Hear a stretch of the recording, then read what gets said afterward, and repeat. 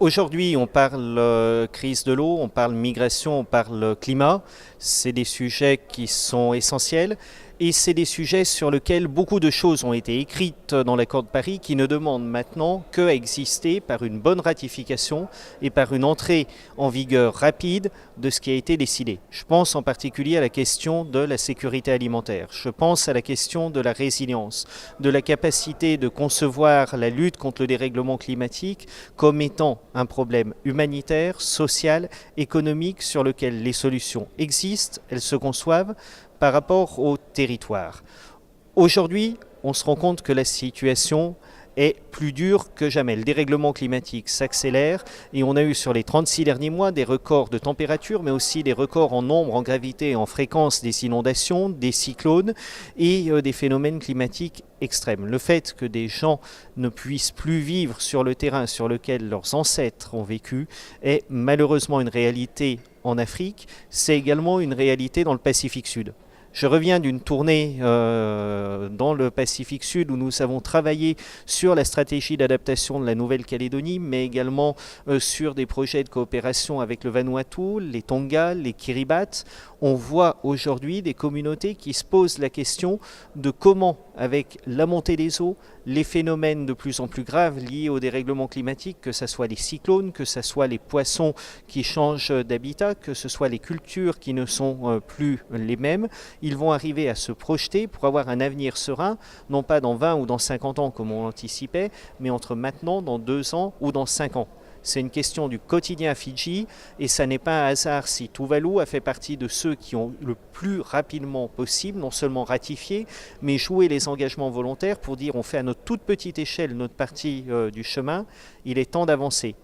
En juillet, j'étais à la Medcop et on a entendu très fortement la solidarité exprimée par la présidence de la COP22 entre le Pacifique, la Méditerranée, l'Afrique et le fait que le Maroc était à la fois la pierre angulaire de cette solidarité, mais aussi ceux à qui revienne la difficile mission de rendre concret et opérationnel l'accord de Paris. Parce qu'aujourd'hui, l'accord de Paris a été signé.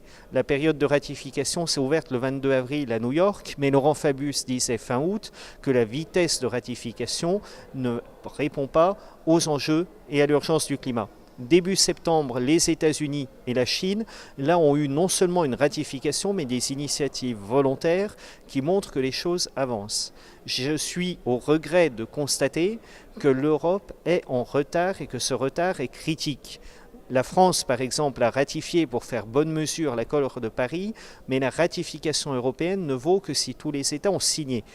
Ce qui s'est passé entre l'accord de Paris et maintenant, c'est le Brexit et la sortie du Royaume-Uni, programmée, progressive, certains diraient peut-être l'Union européenne. En tout cas, il faut trouver une solution pour que ce process ne retarde pas la ratification par l'Europe, qui doit être un message politique rapide et sur lequel, quand on voit l'état d'enlisement de l'Union européenne aujourd'hui, on a l'impression qu'on n'y arrivera pas sur 2016 et que dans le meilleur des cas, c'est sur 2017 et qu'il faut d'ores et déjà convaincre des États, dont la Pologne, dont la Hongrie, du fait que oui, on va ratifier et que si en plus on peut avoir des actions volontaires à la hauteur des objectifs, ça serait pas mal.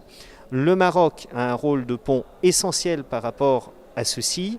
Et à titre d'anecdote, il faut quand même se souvenir que Gibraltar est juste en face des côtes de Tanger et que tous les habitants de la côte méditerranéenne arrivent à voir l'Europe le matin en se levant. On a un pont à franchir entre la COP21 et la COP22 qui est le pont des actions concrètes. Ça serait dommage que le statut de Gibraltar et la question du Royaume-Uni nous empêchent de ratifier. Et par contre, on doit toujours se souvenir, et on en revient à notre sujet eau et migration, que aujourd'hui, le fait d'être capable d'assurer un futur serein pour tous et de faire en sorte que le dérèglement climatique n'ait pas un impact sur nos vies qui soit catastrophique, c'est un enjeu planétaire. C'est de ça dont on va parler en novembre à Marrakech. C'est là-dessus qu'il faut construire et avoir des actions concrètes.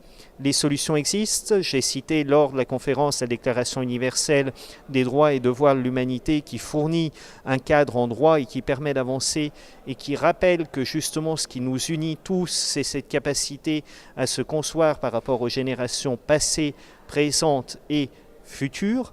Des solutions existent, y compris dans le fait de mobiliser concrètement des financements pour que les territoires les plus à risque puissent s'adapter, résister aux enjeux, trouver les moyens de leur bien-être et de leur prospérité sur place, et qu'on fournisse un cadre pour anticiper les migrations et pour permettre d'avoir une solution à apporter aux drames humains qui se posent tous les jours, qui soit un cadre qui donne de la sérénité, qui donne du temps, et non pas qu'on soit toujours en train de gérer dans l'urgence des crises dont on sait qu'elles se transforment souvent soit en conflit armé, soit en acte d'atteinte à la sécurité publique qu'après on ne saura plus gérer.